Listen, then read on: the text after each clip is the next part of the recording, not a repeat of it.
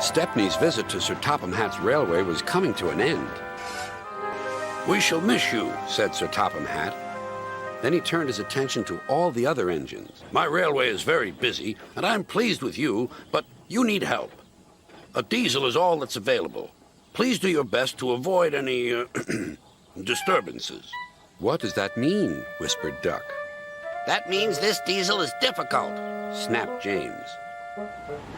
And he was.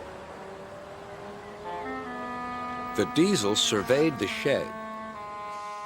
"Not bad. I've seen worse. At least you're all clean." The engines glared. "It's not your fault, but Sir Topham Hatt should scrap you and get engines like me. A fill of oil, a touch on the starter, and I'm off. No bother, no waiting. They have to fuss round you for hours before you're ready." The engines were furious. Next morning, they held an indignation meeting round the turntable. "Disgraceful. Disgusting. Despicable. To say such things to us," cried Donald and Douglas, "is to teach them a lesson we'd be wanting. Now, how do we do it?"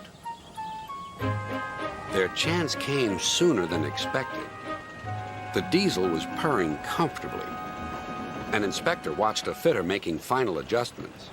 The wind tugged at the inspector's hat. The diesel was ready. "Look at me, Duck and Stepney. Now I'll show you something."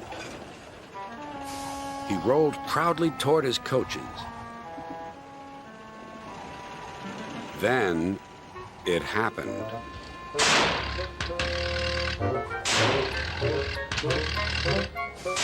Shaking and spluttering, the diesel stopped. Meanwhile, the inspector was looking for his hat. The diesel seethed with fury as Duck and Stepney pushed him back to the shed. "My hat!" exclaimed the inspector. "You've sucked it through your air intake." "Bother your hat. The heavy train's due out. You'll have to take it, Duck. Stepney, will you help, please?" "Thank you, sir," cried Stepney. "I'd like a good long run on my last day." The engines were soon ready. "Gordon will take over from halfway, so get the train to there. Good luck."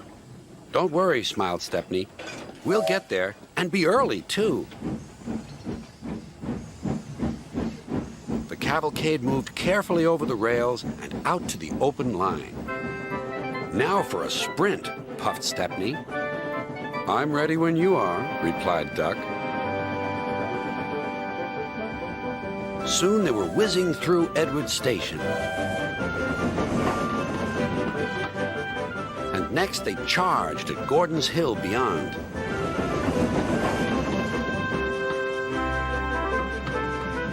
They felt the drag of the heavy coaches here. It was hard work.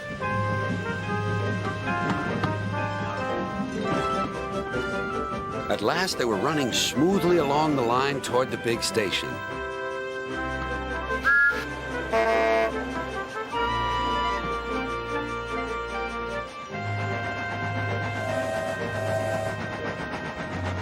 "Hello, you're early," said Gordon. "That's one in the headlamp for old Diesel." "James says he's sick as boiler sludge and sulking in the shed." "Serves him right for saying we're out of date." And Gordon chortled away. Next day, everyone came to say goodbye to Stepney. "Come back and see us soon," whistled the engines. "And you are always welcome on my Bluebell Railway, too," replied Stepney. Then he puffed away. And what about Diesel? He'd slipped out while no one was looking. But he left two things behind: a rather nasty smell and a battered bowler hat.